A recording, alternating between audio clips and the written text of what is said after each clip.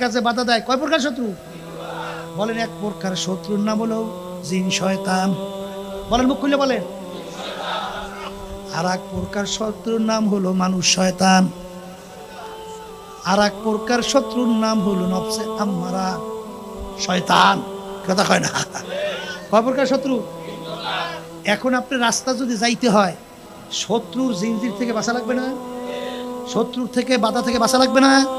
নাহলে আপনি সামনে যাইতে পারবেন? এখন এক নম্বর শত্রু বলছিলাম কি? বলেন, জিন শয়তান। এখন জিন শয়তান থেকে বাঁচবেন কেমনে? গুলি করলে জিন শয়তান যায়? লাদিয়া পিটাইলে যায়?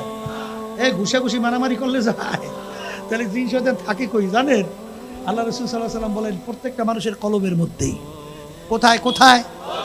এই কলব থেকে জিন শয়তান দূর করা লাগবে না?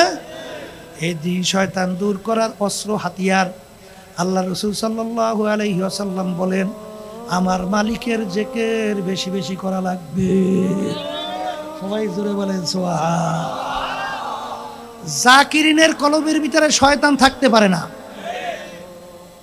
তাহলে জিন শয়তান তার আবার ঔষধ হাতিয়ার যন্ত্র কি? আবার বলেন। তাহলে আল্লাহর জিকির করা লাগবে। বলেন, আল্লাহর জিকির করা লাগবে। কথা ঠিক আছে? হ্যাঁ, জিকিরের ভিতরে অত লম্বা আমি যাব না। কোরআনুল কারীম আল্লাহর জিকির, নামাজ আল্লাহর জিকির, অন্যান্য ইবাদত আল্লাহর জিকির। আর এই যে আমরা সুবহানাল্লাহ, আলহামদুলিল্লাহ, আল্লাহু আকবার, লা ইলাহা ইল্লাল্লাহ, এই যে জিকির করি, এগুলোও কিন্তু আল্লাহর জিকির। জোরে বলেন, কথা ঠিক কিনা?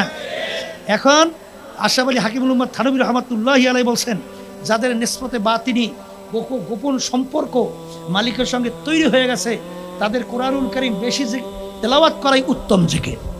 আর যাদের এখন পর্যন্ত নিসবতে বাতিনি গোপন সম্পর্ক মালিকের সঙ্গে এখন পর্যন্ত তৈরি হয় নাই, তাদের লা ইলাহা ইল্লাল্লাহ এই জিকির বেশি করা হলো উত্তম জিকির।